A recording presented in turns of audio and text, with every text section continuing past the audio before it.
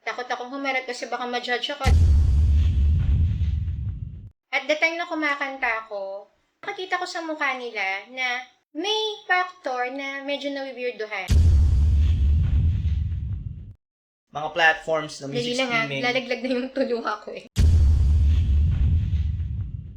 This episode ng Pinoy Creator Spotlight ay sponsored ni Miss Catalina Galletes.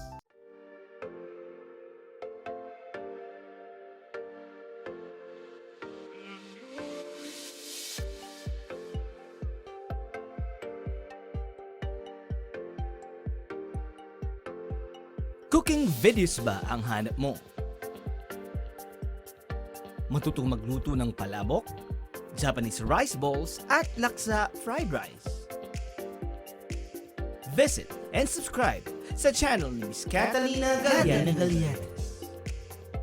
Matakam sa kanyang mga lutuin at pag-enjoy sa kanyang pag-good vibes. Don't forget to subscribe, Catalina Galletes. Good morning, good afternoon, and good evening sa mga creators dyan. Welcome sa isang namang episode ng Pinoy Creators Spotlight. And syempre, bago ko ipakilala sa inyo yung guest natin for today, gusto ko muna pasalamatan ang ating major sponsor na nagbigay daan upang matuloy ang Pinoy Creators Spotlight. Maraming salamat, and also happy birthday kay Miss Maria Marcel. Right? So today, we have a very special guest. Isang creator na napakalapit sa puso ko kasi kasabay ako sa YouTube. Right? We do have a singer, songwriter, a content creator. We do have today Miss Melissa Corpus. Yeah, palakpakan natin, siyempre! Woo! So, Melissa, baka gusto mo nang bumati, mag-shoutout sa mga kakalala mo. Okay, so good afternoon, good morning, kung saan man kayong panig ng mundo na dyan ngayon, sana okay naman po kayo. And I'm very excited to be here na ma-feature po ni Manong B, ang aking classmate, kay Ate Mabi DC. Alam niyo po ba na sabay kami sa YouTube, pero magkaiba po kami ng edad. So, hello po sa inyong lahat. Alright. So yun, hindi natin patagalin yung ating interview syempre, and since nakafocus tayo sa pagiging content creator, Melissa, gusto kong malaman, sino ba si Melissa Corpus bago siya nag-YouTube? Okay, so before ako nag-YouTube, I'm a graphic layout artist sa isang publishing company. Oh. And more than 10 years ako doon. Kaya lang, I need to resign kasi si mama medyo naging masakitin. And ako rin mismo, medyo nagkasakit at that time. So I have to decide kung paano ba, career ba muna or family. So syempre, I choose to take care of my mom. And I decided to opt muna for work from home. Para matutukan ko din siya. And while ganun yung status ko, 2019 in-explore ko, ano kayang meron sa YouTube? Parang bigla akong na-curious. Sabi ko, ano kaya yung how to earn on YouTube? And nakita ko si Brotherhoods na curious ako. And then, yun nag-attend ako ng live chat. And then, I also met the story of Anthony Vlogs. And I became one of the members of Team Legit Kalamia TV. And yun nga, yung community of YouTubers, alam ko, familiar po kayo sa akin, dati po akong Proud Pinoy fan. Ayan. So baka nalilito po kayo yung dating Proud Pinoy fan, Melissa Corpus na po yung gamit ko ngayon. Yeah. So you mean yung naging motivation mo na mag-YouTube is when you started to work from home? Yes, na-curious ako kasi nag-leave muna ako. Kasi parang nagkasakit, tapos bumalik ako sa work. Tapos, in-start ko na yon, nag-create na ako ng channel. Tapos, after that, live stream, nagkaroon na rin ng community. Curiosity muna, wala mo ng intention to earn eh. Parang more of, ano ba to? Ano ba tong channel na to? And then, I started with Proud Pinoy Fan. Dahil nga parang sabi ko, ano ba yung magandang channel name? Wala pa akong maisip at that time. Pero sabi ko, concentrate ako dun sa mga gusto kong PBA team. Kasi diba, I'm a avid fan of Pure Foods. Ayan, mga panahon po nila Alvin Patrimonio. Mga panahon natin. So, and also yung mga music artists, sila SB19. So, yung mga first few uploads ko, doon nakakoncentrate. Proud Pinoy Fan. And, yun. Doon nag-start. hindi ako aware na yung Proud Pinoy Fan pala is about PBA. When I heard yung channel name before na Proud Pinoy Fan, I actually thought about showbiz. So, hindi ba showbiz yung main topic ng previous channel mo? Kasi nag-concentrate muna ako first few uploads ko. Kasi nag-isip ako, ano kayo yung pwede kong mailabas na content na meron ako. And since I'm a big fan of PBA, meron ako mga collection yan eh. May notebook ako ng mga signature and everything.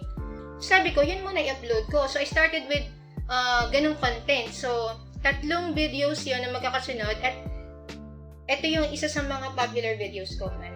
And after that, nag-upload din ako ng SB19. Kaya lang ngayon medyo dinilit ko. So, parang sabi ko, parang hindi ata ganun din kaganda. Meron din akong series ng si Vice Ganda. So, tama rin naman yung sinabi mo. More of showbiz. Oo, kasi hindi naging specific eh kung basketball ba or it's just Pinoy fan.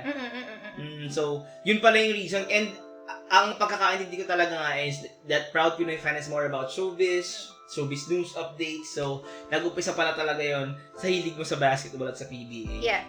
That's something na hindi ko alam before, ah. Yes. Alright. And syempre, sabi ko nga, dati tayo nagkakasama sa mga live streaming na Proud Pinoy Fan kayo pangalan mo and unaware ako kung ano talaga yung content mo and you are very friendly during the live streaming. How did you actually parang naka-join or naka-discover ng mga live streaming? Na-mention mo kanina sa Break the Roots, pero bakit ka napadpad sa mga live streaming? Kasi usually, pag nag-browse ka ng YouTube, makikita mo mga uploaded videos lang naman eh. So, paano ka napadpad sa mga live streaming? Kasi at that time, kasi I think tayo medyo pioneer. Pioneer. Oo, pioneer. Kasi pag naka-live ka doon, naka-online ka, makikita mo may magno-notify sa'yo, di ba? Maka-curious ka, papasok ka doon. Tapos nakakatawa, konti pa lang yung tao doon, kaya mas maganda yung interaction, batuhan. Hello, kamusta, ganyan, taga saan. And good thing naman, yung mga na-attendan ko ng mga live streamers, mga host is very friendly, like you. Ayan, nakita ko na rin mag-host si Manong B. And of course, nagsimula tayo kay Ate Mabi DC eh. So, The Story of Anthony Vlogs, Maya TV, sila Melvin Blue TV, yan yung mga kasabayan natin. And from that, batuhan ng mga highs and lows, nakabuo ng community, napasok ako sa Team Legit, napasok din ako sa classmates, kila Mami DIY, and nagkaroon na rin ako ng eventually group na may mga songwriters din, yun naman yung Ray Canatics. So, lahat ng groups po na nasalihan ko, I really acknowledge you all. I love you all, and naging part kayo kung ano man po si Melissa Corpus ngayon. Ayan. Now, from PPF, of course, nag-change ka ng name into Melissa Corpus. And ano yung turning point mo na from pagiging Proud Pinoy Fan, you turned and changed into becoming a singer-songwriter. What made you decide na pwede ko palang i-share yung talent ko sa singing dito sa YouTube? Continue ko lang din yung kwento ko kanina. So, nung nag-start ako, I'm afraid na humarap sa camera. So, more of chatting ako, magkaibigan, and Proud Pinoy Fan at that time is only a logo, di ba? PPF nakikita nyo.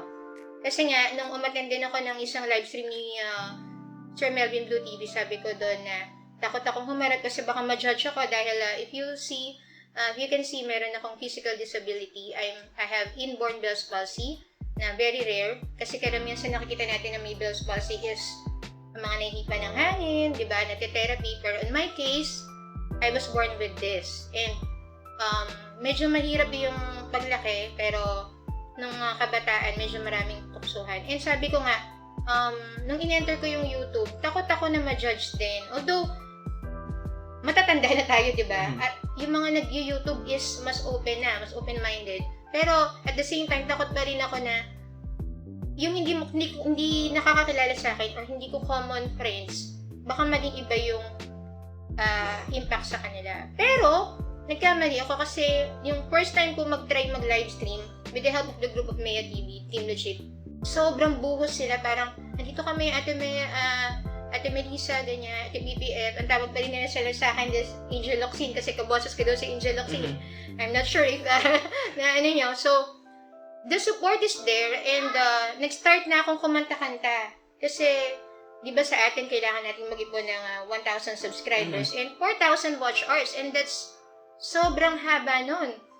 So, sabi ko, paano ako makaka-accumulate ng 4,000 watch hours na hindi ako nagpapakita? So, I need to introduce myself. I need to improve my confidence. Yun na nga.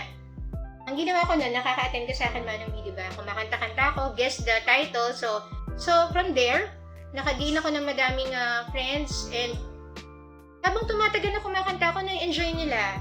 Tapos, nagkaroon na ng invitation na sumali ka sa contest. Sumali na ako sa singing contest, although natalo, mga top 3 ata.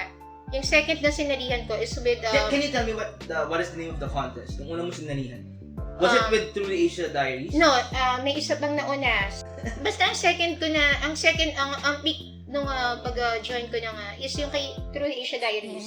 That's Power Voice. So, Power Voice is parang the voice ng YouTube community. So, I think doon talaga ako nahasa kasi nagkaroon ng coach. Sila KG Abelino. Ayun, yung naging coach ko na si KG Abelino. And with that group, na-meet ko sila Arch Vlad, sila Kay Sala, Len Beardy, sa Team Power. At hanggang ngayon nakakakilala kami. And it also boosts my confidence at sabi ko nga, marami pa pala akong kailangan i-enhance in terms of singing. Now, sinabi mo before na yung fear mo of presenting yourself in front of the camera because of your disability, yung sabihin natin yung physical deformity mo. But nung nagpakita ka na sa camera, you said initially maganda naman yung tanggap, wala namang masamang naging reaction yung mga audience. Now, nung sumasali ka na ng mga contest, of course, you are now entering someone else's community. Yes. Nagkakaroon na ng mga labanan. This is a competition, so more competitive na yung mga tao at pati yung audience sa baba. Did you receive any parang hate comments or bashing? Hindi naman sabing bashing, but hate comments lang or sabihin na nating pagmamaliit or pamumuna sa itsura mo when you are actually joining yung mga ganong contest? So far, God is good, wala naman. Pero, at the time na kumakanta ako, kasi hindi naman ako lalo ng mga judges, nakakita ko sa mukha nila na may factor na medyo nawiwirduhan. Or parang, hindi ko alam siguro feeling ko lang yon. Hindi ko alam kung feeling ko lang, pero siguro, dahil nga may naitakot ako na, iba ako sa normal na singer na makikita nyo. Kumbaga parang, di ba, when you're a performer, mas maganda nakikita ng tao visually, lahat appealing, di ba? Pero with me, parang iniisip ko, tanggap ba nila ako? Kasi syempre mag-emote ako, pero ganito yung itsura ko. Nakapasa naman ako, pero nandun pa rin yung yung takot ko, na parang itutuloy-tuloy ko ba to as a performer talaga? Or should I stick with, dahil nagsisimula na rin ako magsulat ng kanta. Ayan. Nandun din ako sa point na yun. Nakapasa ko ka semi-finalist sa Power Voice Season 2. Ayan. So, maraming salamat po sa lahat ng sumuporta sa akin. Ayan. It's been a wonderful journey. Siguro, Melissa, yung sinasabi mong siguro ikaw lang yung nakakaisip, siguro ikaw lang yung nakakaramdam, pero you're not really, God is good, you're not really hearing hate comments. Pero, siguro para sa iba, sa iba na hindi nakakaranas ng experience, so parang madaling sabihin na, ay, wala yan, nagpapansinin yan. Pero, yung fear, hindi nawawala, kahit mapapasa YouTube yan or sa mismong Hindi personal talaga. na buhay, paglalabas ka ng bangko, ng kusina, sa public, hindi na iiwasan na people look at you differently. Yeah. And, again, hindi sinasabing tama yun, but human nature. Yeah. When you see something different, you tend to look at it. How do you feel kapag yung parang unconsciously merong mapapatingin sa'yo, tititig sa'yo, they stare at you like that? How do you feel sa mga ganong instances? Siguro nagmamature na rin. Kumbaga parang, mas hindi tumatagal yung feeling na parang, ba't ganito? Hindi ka naman nagiging parang naawa sa sarili. Parang sabi ko nga, it's part of life and how people perceive yung mga ganito. Pero, padadaanin mo na lang. Siguro kung bata pa ako, siguro iiyak na lang ako. Pero syempre, nagmamature nga tayo, di ba? Matatanda na din naman.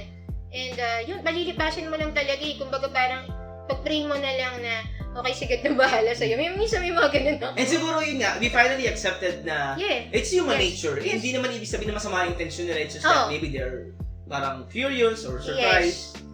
Or maybe parang gusto rin nila magtanong, kaya lang di lang din nila alam kung paano rin mag-approach, di ba? Mga ganun. Ayan. So it actually shows na tayo, ang mga tao dito sa atin is, di ba, well educated na rin about that. Yes. But yun nga, there are human nature na hindi natin maaalis, and understanding each other is the key para hindi tayo magkaroon ng mga self-pity or Yep. mga arguments or ganyan. Mm-mm. So that's good to hear na wala ka lang mga experience na hindi maganda Mm-mm. during those times. Bago natin natuloy ang podcast, gusto ko munang ipakilala sa inyo ang ating major sponsor. To make the difference. Because sometimes when people talk, no one listens. But I do. I don't want to be a follower. I want to be an example. Some example that you feel good about doing, not for attention, but it's because you want to do it.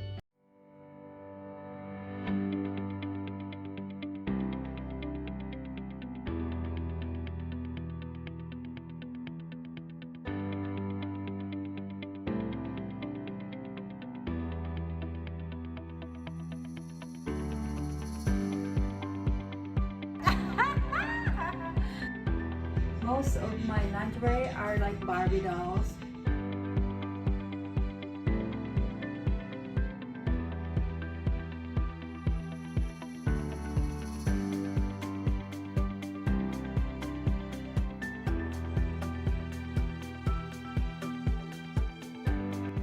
Maria Marcel. Maria Marcel. Now, nabanggit mo na kanina yung mga people na nakilala mo, yung mga network na nasalihan mo. Now, you mentioned na may mga nakilala ka na group of people, na mga awit, mga composers that help you to become a songwriter. Question ko lang, Pinoy, proud Pinoy fan ka pa rin ba noon, or mainly sa Corpus ka na? When I joined Ray Canatics with the help of Don Lucas, yung talagang nag-push sa akin, sabi niya, since kumakanta-kanta ka na rin naman, nagpapaakyat ka open mic, why don't you have a show na mag-feature ka ng mga artists, meron akong i-recommend. So, yung una ko nga sinalang doon is si Kyle Garcia, pero may test run ako doon with Joseph Ryan Di Manata, sila JR, and si Jack Sahabon. Pero ang pinaka-first artist ko na na-flex talaga na may pangalan na may Spotify na si Kyle Garcia. So, si Don Lucas, yung friend ko, ang nagbabato sa akin, ako bahala sa'yo. Parang sabi niya, may makakilala ko na pwede mong i-flex sa show mo, tapos tutulungan kita kung paano yung questions, ganyan. So, nung unang episode na nun, talagang medyo rattle pa ako kasi hindi naman ako sanay mag-host eh. Pero, nag-improve ako over time. At least twice a week may pinipicture ako. That's Monday, Friday. So, from that network, tuloy-tuloy, meron ako nakikilala. Tapos, eventually, nung umattend ako ng isang live stream ni Bochok, ni Urban Creative Lifestyle, mahilig kasi ako usap, di ba Manong B? Medyo madaldal din ako. So, the discussion that time is pagsugal sa pag-ibig. So, batuhan, ganyan. Tapos, okay, this story na kinukwento mo ngayon is paano nabuo yung unang-unang Yes. kanta na na-compose mo, which is entitled Kung Sakali. Alright, so, nag-umpisa sa kwentuhan, sa isang live streaming, batuhan ng mga eksena, and then what happened next? natatandaan ko February 2020 yon. So, paano yun? Valentine's Day. So, ang ganda ng usapan sa sugal sa pag-ibig. Tapos, hindi pa kami ganun ka-close ni Don Lucas at that time. So, napansin ko lang na masyado siyang madaldal. Sabi ko, siguro composer ka ng band nyo. Tapos sabi niya, ay oo, ganyan. Sabi ko, gawan mo kaya ng kanta, yung ganitong discussion natin. So, siya dapat ang mag-create ng song. Tapos sabi niya, sige, PM mo ko, gagawin ko yung kanta. So you're just recommending him Yes. na mag-create ng song tungkol sa pinag-uusapan niyo? Yes.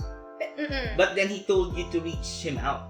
Yes, para ma-discuss daw kung ano yung gusto kong iba tong idea. Pero, ang nangyari, ako yung nakausap nung, nakaisip ng lyrics, may dumating na melody, Tapos, biniem ko kaagad siya, uy, meron akong nasulat, meron akong lyrics at melody, pakinggan mo. So, dun din ako nagulat sa sarili ko, nakaya ko pala makakreate. So, nang narinig niya, dahil composer siya ng band niya, natuwa siya, parang, uy, maganda yung material. So, sabi ko, sige, gawin na natin. Yun. So, yun, dun nag-start yung Kung Sakali. Actually, maganda yung kantang yun. Kinakanta natin to. Yes! Pina-cover ko yun pag paminsan-minsan. At maganda yung message ng kanta. But, ito ba yung pinakaunang song talaga na na-compose mo? Okay, regardless kung love song ba yan or kung anong song, ito ba yung pinakaunang song na compose mo ng lyrics and melody? Yes, Na ikaw yun lang? talaga. Kasi di ba minsan kapag tayo nag-compose ng kanta, ay lyrics lang tapos kinukuha natin yung tone ng ibang kanta. Dito talaga, ito yung pinakaunang song na na-compose mo, lyrics and melody. Yes. And then pinatungan ni Don Lucas Project. ng instrument. Yes, siyang nag-gitara dito. Ayan. At nag-produce na rin. Napanood ko actually yung music video mo dito, yung Yes. introduction mo kung paano sila buo. Yes. And that's a very good video and sabi ko I really love the song. Now, I wanted to talk about the other songs na meron ka. Most of the songs na naka-release ngayon sa Spotify, 6 songs, you do have 6 songs. Yes. Yung Pampito, which is yung kauna-unahan mong kanta, hindi mo pa nire-release. Kaya pala nagtataka ko kung bakit wala siya doon. Tahanan has the most stream as of right now on Yes. most social media or music streaming platforms.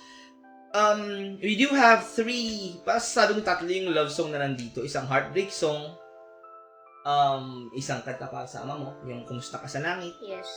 yung Senyales, yung heartbreak song, at saka yung 3 love song na Munting Hiling Tahanan at Ikaw Ang Pinili. On top of dun sa Pampito na una mong composition. Pero Yes. yun, it was based on conversation eh. Pero yung 3 love song, ano yung inspiration mo sa lyrics? Is it your experience? Is it someone else's experience? Nabasa mo sa libro, sa movie? Can you tell me more about it? Kasi, pag pinakikinggan mo yung movie, yung mga kanta, it's more like idealistic, pang fairy tale. Parang ganun yung naririnig ko sa kanta eh. Yes. Though sad yung theme, pero parang it's very idealistic sa mga nagmamahal. So, saan ang galing yung inspiration? Saan mo hinugot yung mga lyrics na to?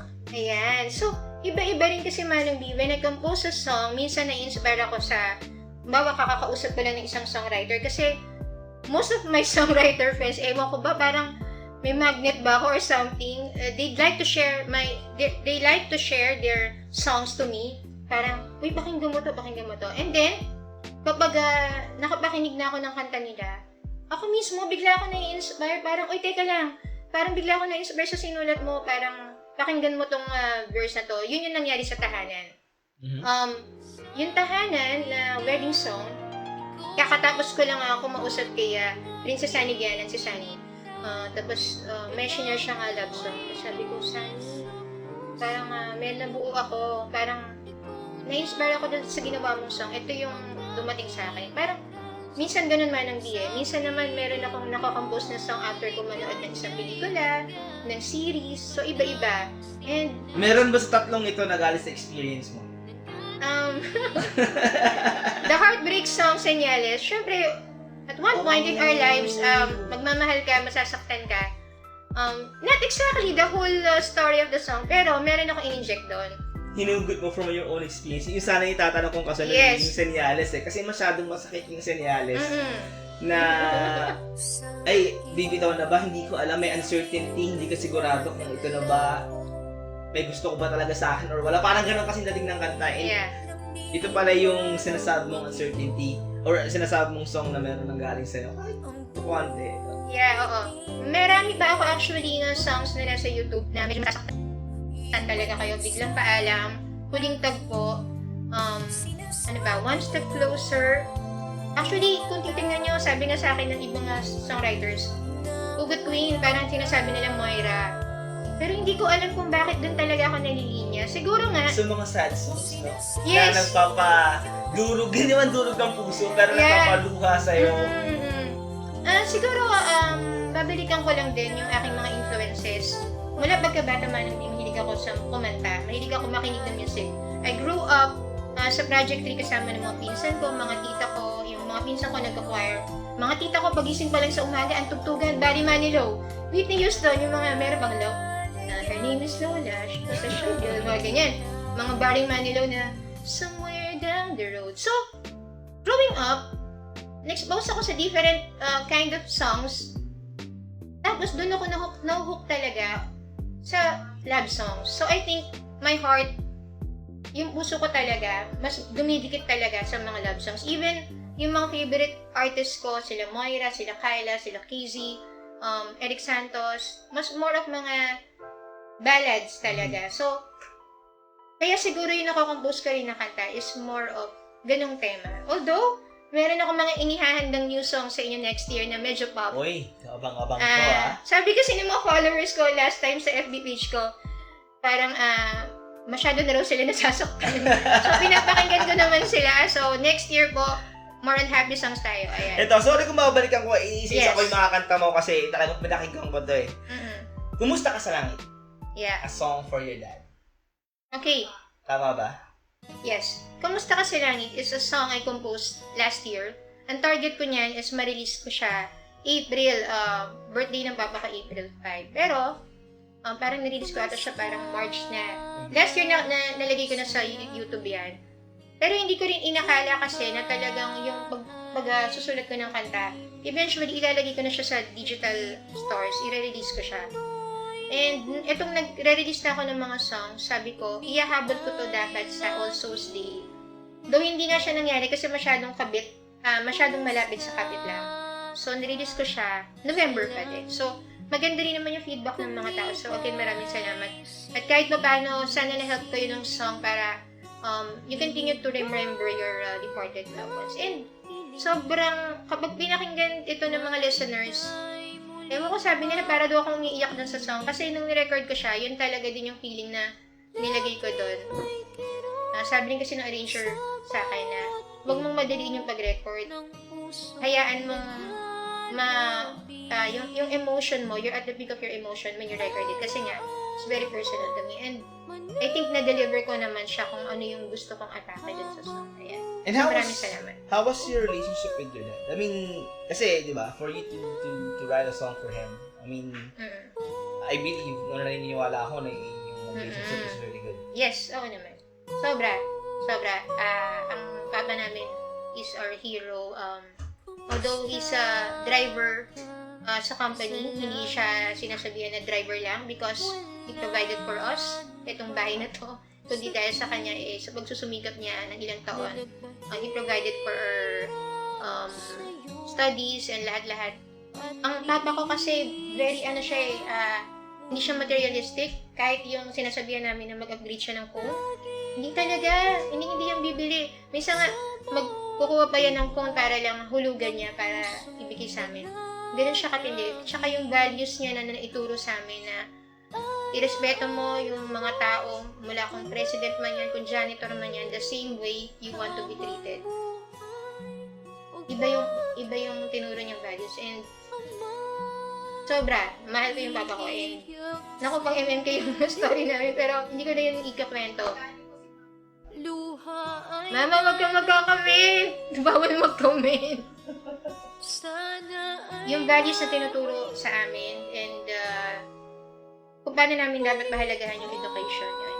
Basta, sobrang solid talaga ng relationship. Kaya, wala akong masabi. Ayan, saludo ako sa papa ko. Kaya, mahal na mahal ko siya at inalagaan namin siya ni ate hanggang sa bumigay na siya sa cancer. Ayan. Yes.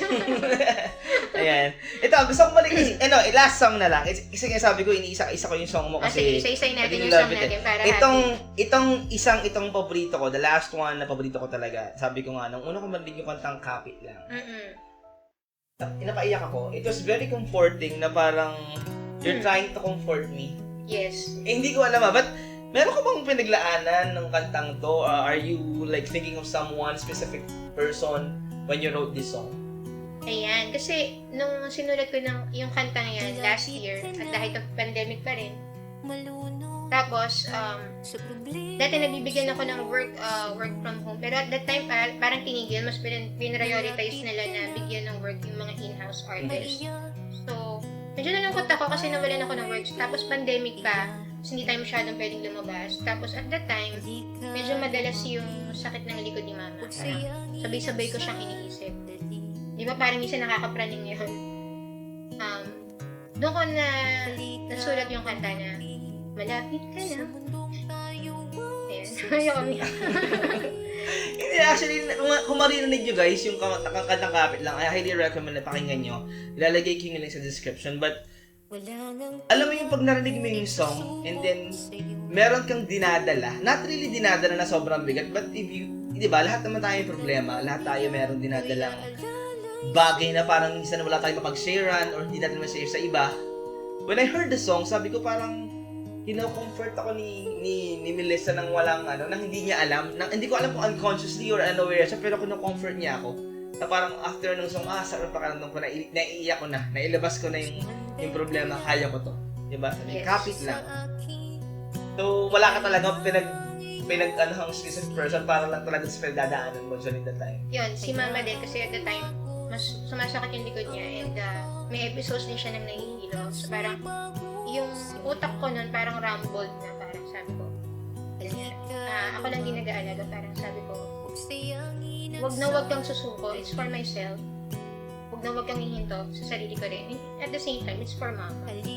Ayan, sabi. And then, tapos nang paulit-ulit ko na siya pinakikinggan, parang feeling ko, message din siya ni God na parang, anak, wag kang susuko, wag kang hihinto. And may lines doon na hindi ko alam kung ba't ko naisulat. Wala ngang tiyak, ngunit susubok sa'yo. Meron din nagsasabi sa akin na parang pwede rin to sa mga relationship na hindi tanggap or pag sobrang down ka na, mga depressed na tao, sino ba yung magre-reach out sa'yo? Yung kumbaga susugal pa rin sa'yo. Sasamahan ka hanggang dulo. Ayan. So, I think this song is very special because it doesn't only speak kung ano yung naramdaman ko at the time na sinusulat ko, pero parang different scenarios maraming makaka-relate. So, yun din yung sinasabi nila sa akin na na-comfort sila ng song. And I'm blessed because ito, medium lang po ako kung ano man yung message din ni God na binibigay niya sa akin at binabalik ko rin naman through my songs. And of course, i-credit ko rin yung bumuhay ng song, nag-acoustic arrangement nito, yung pinaka-core ng song is si Jonas Husay, even the voicing, the blending, I think, and nung pinasukan na ng orchestration ni Oliver Caderes, ito na yung dinecide ko na pag nirelease ko to sa Spotify, dahil nga previously last year na release na to sa YouTube, sabi ko, gusto ko iba naman yung marinig. So, the orchestration, the strings, I think it added to the feels of the song para mas maging solemn na siya. Ayan. So, again, maraming salamat sa lahat ng mga nakatrabaho kong mga arrangers and ayan, sobrang grateful ako sa inyo. Kaya sa lahat ng makikinig, kapit lang. Yes, kapit Kapit lang. So, let's talk about Spotify. Kasi, di ba, initially, you're just uploading your videos sa YouTube, Yeah. your mga original songs sa YouTube, kinakanta mo siya during your live streaming, nag-create ka ng mga lyric video. Mhm. Who encouraged you or motivated you na mag-upload rin sa Spotify at sa mga streaming platforms? Yes, kasi yung sa grupo namin, Rika Natics, kabilang ako sa grupo na mga nagsusupport kay Rika. Si Rika yung unang nagkaroon ng Spotify, so na-upload.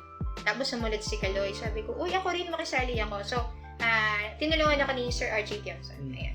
Kasi iba yung pag sinabing, uy, may Spotify, nag-release ako ng single. Yeah, diba? yung mga ganun. Sa YouTube kasi kahit sa mga original song mo, parang hindi masyadong pag music artist ka kailangan sa Spotify ka. Kasi may parang medyo level up na. record ka. And so far so good naman. I mean, you're receiving streams, maganda naman yung tanggap ng tao, yung maganda yung mga comments. And again, guys, if you are on Spotify or any mga platforms na music streaming. Lalaglag na yung tuluha ko eh. Okay lang yan. Kanina tayo na If you are nakikinig sa mga music streaming platforms, edit mo na lang. i-check nyo po ang mga songs na may sa Corpus, especially yung paborito ko, yung Kapit Lang. Alright? Siguro, ang gusto ko marinig sa'yo is, from the time na you started YouTube, just because of your curiosity, and then you met a lot of friends, you turned into a singer-songwriter. Ano yung mga wins, achievements, and opportunities na dumating sa'yo? Mula nung, yun nga, nag-open ka ng YouTube channel, naging singer-songwriter ka, nakapag-upload ka ng videos sa Spotify. So, ano yung mga achievements, opportunities, and wins na masasabi mo you're very thankful? Yes, madami yan. Kasi, dun pa lang sa BPF live sessions ko, parang nung nag-start ako ng weekly show at the time na hindi pa ako masyadong busy ngayon. Sila na mismo minsan parang, ate May, guess mo naman ako dyan. So, parang, ina-acknowledge na nila na yung show ko, malaki ng impact. Kasi at the time na gumawa ako ng BPF live sessions, medyo ako pa lang yung nagpi-feature Pero ngayon, marami ng indie online radios that feature artists at pinapatugtog yung songs. Pero last year, I think medyo ako yung nasa peak, medyo na mayagpag. So, just the fact na maraming nag-message na pwede bang mag-guest sa'yo, ganyan. Ibig sabihin, ina-acknowledge nila yung show. So, that's a big factor for me. And, yun nga, dahil nakapag-release na lang ng song sa Spotify, isang achievement din yun. And then, ano pa ba yung mga achievements natin? Yung guesting mo? Yes, the guesting. This is a very, parang, out of the blue. Kasi dati pinag-uusapan lang namin yun ng sister ko. Parang, uy, baka naman ma-showtime or baka naman lumabas ko sa TV. Di ba? Parang, mahilig kasi ako mag-post sa aking social media, sa aking profile. Minsan, naka-friends lang, minsan public. Mahilig ako mag-flex ng mga indie artist songs. Nakikita mo yan, Manang B. At that time, pinlex ko yung mga new releases ng mga indie artist friends ko. Public yun. Tapos, kinabukasan, may nag-message sa akin. Are you okay for interview? Nag-comment lang doon, tinag ako. Sabi ko, namamilik ba ako? From BM me, ganyan. I'm from Julius and Tintin show. Familiar ako doon kasi nakapanood ako. So, tili na ako ng tili. Talagang hindi ko talaga inaakala na ma-approach ako. Kasi parang, sino ba naman ako? Yung subscriber count ko, hindi rin ganun kalaki. Yung followers ko sa FB, hindi rin naman. So, parang, hindi ko rin alam kung paano nila na ako nakita nung nag-approach. Pero sabi niya, napanood niya raw ako sa one of my guesting. Kasi before that invitation kay Julius and Tintin, marami akong naging guesting kay Miss Dayan de Mesa, kay Film Radio Show sa California, kay Tita Mel Salvador, hello po sa inyo. Kay Sir Charlie Fry, isa sa mga mga nag-represent ng country dati na invite ako. So, I think from that guesting, nakapanood sila and then they approached me. So, kinabukasan na kagad yun, Manang B, yung invitation na minessage ako, kinabukasan na agad yung guesting. And God is good kasi parang wala naman akong full-time work. Parang kahit hawak kayo oras ko. So, syempre go na tayo dyan. Yun yung isang sa pinaka Wait, may tanong ko lang. So, sa interview mo with Julius and Tintin Babaw sa 1PH, tama? Yes. Ano yung pinakamasayang part? Yung during the interview or yung mapanood mo yung interview mo? Syempre yung syempre during the interview. Pero syempre iba yung, kasi matagal siya before na air Kumbaga parang siya, ang tawag sa ganun, mo na, tape muna, kasi taping muna. Tapos in-edit nila para lahat ng, ang dami kong hinalungkot na pictures doon. Manabi kaya pag mag-guess ka sa isang TV show, maghahanap ka agad ng mga pictures mo. Ayan. Ang dami kong hinalungkot, ang dami nilang nilagay doon. So, hindi naman yung clamor, yung support, from the time na sinabi ko na sa mga kaibigan ko na mag-guess ako, sobrang dami ng support. Parang, we're rooting for you, we're happy for you. Na parang sabi ko, parang ba't bila sila nagsulputan ngayon? Marami ka palang silent supporters. Marami pala ako silent supporters. Na hindi lang nagpaparamdam. Yes. Doon ako natuwa talaga. And nung time na pinalabas na siya sa TV, wala, buhos na talaga. Full force talaga sila. Ang worry ko rin doon, Manong B, because iba yung online, magkakakilala tayo, iba yung sa TV na napapanood. Worry ko doon, baka may iba, baka konting-konting bashers na pumasok na or hindi ka naman or something, parang thank God wala. And at the time na yun nga na nag-guess ako, sobrang full support yung mga indie artist friends, family, lahat-lahat. So, God is good talaga. Parang talagang nabusog yung puso ko. At bukod doon man, sa mga nakakakilala sa akin, ang dami nag-message na I inspired them. May teacher pa na sinabi niya na ipapapanood niya sa mga estudyante niya to give inspiration. Meron ding nag-offer na kung pwede siya maggawa ng direct video ng song ko para lalong kumalat yung song. So parang these people na ito yung mga hindi mo na talaga kakilala tapos na-touch din sila sa senyales, sa story. Yun na, parang sabi ko nga sold na ako eh. And binanggit ko rin dun sa kay Julius and Tintin, parang I think just to leave this legacy, yung mga songs ko, mapakinggan pa ng iba't ibang generation. Yun na, buo na ako sa songwriter. It's not about the likes, the streams. Oo, part yun, no? Kasi minsan, parang, parang mahihila ka ng fame. May part na ganun eh. Yung parang, uy, gusto mo tumas yung streams. Pero bottom line, ano ba yung message ng song? Nakatouch ba yan ng puso ng tao? Titignan ka ba ng tao sa dami ng streams mo o sa dinulot ng song sa kanila? I think, kung ano yung naramdaman ng tao sa songs, yun yung tatata. So, mas importante yun for me.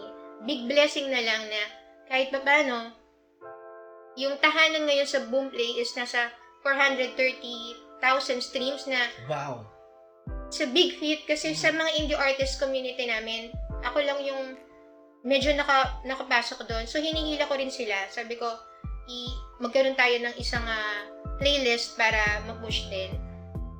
Kasi gusto ko magtuloy-tuloy yung hindi lang yung blessing sa akin. I pass it on. I pay it forward.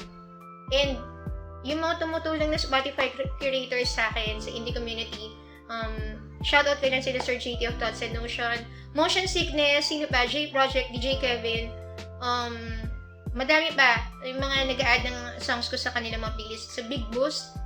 At nakakataba ng puso kapag binibigyan ko ng opportunity para mas marinig pa yung songs mo. Ayan. And gaya nga sabi mo kanina, di ba? Mas pinapahalagahan natin yung legacy at saka yung impact natin Yes. sa mga tao na nakakapakinig more than the number of streams, the number Yes. of views, or the number of followers and subscribers. Which I really agree with you. Alam naman tinuturo natin palagi sa mga creators. Now, Melissa, plans for the future. Nabanggit mo na kanina na meron ka mga pop songs na piniprepare. Yeah. Hindi ko alam kung papasayaw ka dito. Pero any plans for the future pa? Mga future shows, future mga mga pakulo sa channel mo at sa yung Facebook page? Kasi mas madalas ka na mag-live ngayon sa Facebook Yes, page mas mo. madalas ako sa Facebook page ko kasi I want na, dahil na, ewan ko, parang mas maganda engagement din sa FB, mas maraming naka-online lagi sa FB compared sa YouTube. Kasi pag sa YouTube, the algorithm is different. Yeah. YouTube is more on viewer satisfaction, engagement, while Facebook is more on yung pag-share. yes. The more your video are being shared, the more na makita sa mas maraming tao, mas pinupush ni Facebook. So, you're now working or grinding sa Facebook. I mean, compared dun sa YouTube. And Yes. Medyo, yes. Hindi ko alam, siguro gusto ko rin parang mas magkaroon ng interaction to give back na rin. Kasi parang mas makakausap mo sila directly eh. Kapag nag-live ako, nakakamusta ko sila. Even yung mga new followers ko. Tapos, may mga songwriters din na namimit ako na nakakata ng live stream ko sa Facebook. And yung continuous ko na pag-live sa FB, last week, kaya natag ako ni FB na Rising Creator. So, maraming salamat. congratulations. Ayan. So, another achievement din yan for me. And, sabi ko nga, it opened doors pa para hindi lang yung music ko, pati yung music din ng ibang artist. Kasi minsan, doon ko na rin pinaflex yung mga new releases ng mga kapatid natin sa indie. Ayan. That also, na-mention mo din na din ba yung nabanggit sa akin job opportunity na dumating sa'yo wherein nagsusulat ka? Tama ba? Yes, it's one of the big blessings talaga na dumating sa akin this year because kumbaga sa BPF Live Sessions is nagko-comment lang ako dun sa mga songs ng mga indie artists na ginaguest ko. Pero this time around, sinusulat ko na kung ano yung opinion ko dun sa song. So, I'm now a writer for LA Music Review. So, hindi ka na lang singer, songwriter, writer ka na din yes. for them. Yes. So, I'd like to thank my boss, Sir Philip. And of course, yung mga kapatid natin, si Maui. Si Maui Montevedra is also a YouTuber. She referred na if I want to write, kasi nga nagbasa rin ako doon ng article. And God is good talaga. Parang yung mga pinapangarap ko lang na parang sana medyo stress-free na work, na gusto ko, na related pa rin sa music, ito na nangyayari na. And I'm hoping na mas marami pong opportunities na dumating, yung ganito na related pa rin sa music. We'll never know, baka makita nyo na rin po ako sa sa mga TV show, hindi natin alam ang nilalatag ni God for us. So, Sana yung sinasabi nating monetizing your passion. yes. Ayan. Ayan. So siguro before we say goodbye, no, ito lang yung huling hihingin ko sa'yo. Ano yung advice mo? Ito seryoso. Seryoso. Ano yung advice mo sa mga kapwa natin, content creators, na may takot magpakita sa camera? You know, because of different reasons. Some may be insecure sa itsura nila, some may be nahihiya, some is because takot silang mabash. Yes.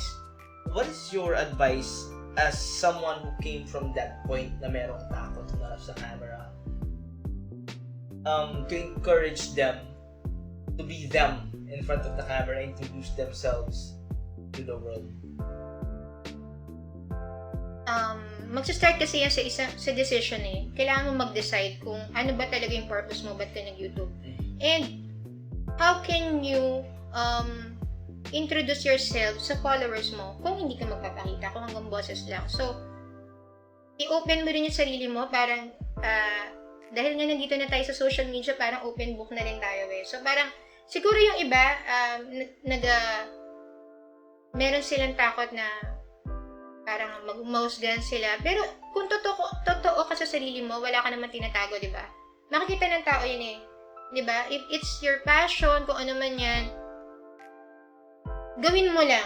Simulan mo lang. Kumbaga dapat you have to be consistent din. And you have to be true to yourself. Kasi pag maraming mask, alam mo yun, Manong B, yung parang naglalagay ka ng madaling mask na ganito ka. Kung hindi ko consistent, makikita rin ng tao yan, ay parang joke time lang naman yan, parang plastic naman, di ba? Makikita nila yan eh, masasense yun ng viewers. So, you have to be sincere, you have to be real.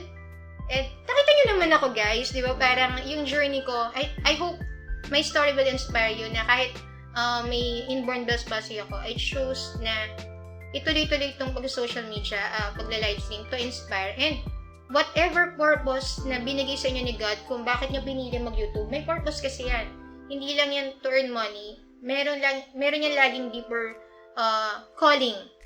So you have to discern kung ano yung calling na yun. With Manong B, sa dami na ng tinulungan nito, na ayusin yung mga channel, di ba? Parang isang tawag mo, isang message mo, anong problema sa channel, mga na-demonetize and everything. Yung knowledge niya, hindi niya sinasarili, sinishare niya. So, ganun yun eh. You have, kailangan mo hanapin yung purpose. Kung para saan ba itong pag-YT? Is it for fame? Is it for calling? Baka nilalagay ka ni Lord sa ganitong path para makatulong ka sa tao. Yun yung hahanapin nyo, guys. And siguro, tama yung sinabi mo, i-piggyback ko lang yung sinabi mo na you don't have to put up a mask. Yes. You have to accept yourself kasi as who you are and what you are. You have to accept your flaws. You have to take advantage kung saan ka magaling and accept kung saan ka hindi magaling. Yes. You don't have to put up a mask, and kung may mumuna sa'yo on something na hindi ka magaling, you just have to accept it and deal with it kasi hindi ka naman talaga magaling eh. So, challenge yourself to be better. Kasi correct. Kung doon ka magpo-focus sa binato sa'yo, sa wala ka. Wala talagang mangyayari. But, kasi masakit yun eh. Ako mismo, marami na rin akong narinig. Kasi nga, nagsisimula pa lang ako magsulat ng kanta, parang, lalo na kapag nagpapa-arrange ako, parang ayokong baguhin. Kung ano yung melody na naisip ko, yun na yun. Pero, pag sinasabihan ako na, eto, mas maganda pa, minsan nasasaktan agad ako at that time. Kasi, fresh by, parang, kung ano yung melody ko, yun yung fix yun. Pero, kung open ka for improvement, or matcha-challenge mo yung sarili mo na, kasi nakikipag-collaborate ka na eh. Iba-ibang klase ng tao, iba-ibang ugali. Magmamature ka na. So, dapat ganun, laging open ka for feedback. Na ma-improve ka. Huwag kang maiwan dun sa, ang tawag dun man, yung masyado kang, Settle for less. yes, yeah. Kung magpagka-stagnant, kailangan mag-grow. Be a better version of yourself. That's true. Ayan. Exactly. Alright? So this is a very good opportunity again, Melissa, for you sharing your story sa Pinoy Creator Spotlight, and you're actually second guest on this show. So siguro, bago ito nagpaalam, promote your channel, your page, your songs. Yes. Stage is yours. Okay, so sa lahat mo ng viewers ni Manong B, and again, maraming salamat for the invitation. Grabe, thank you so much because yung mga ganitong opportunity to flex and share my story, gustong-gusto ko talaga para mas maraming matuto with my experience, and wala sa edad, wala sa kung may kapansanan ka or wala. You can always switch your career. What I mean is, hindi natatapos kung ano yung meron ka ngayon. Minsan ililid ka ni God sa mga different possibilities kung saan kanya dapat talaga gusto niya na ilagay ka. Kumbaga yung leading niya talaga, yun yung pakinggan mo. And I hope through my songs, mas ma-inspire kayo. And this can also be a way na wag matakot to pursue your passion.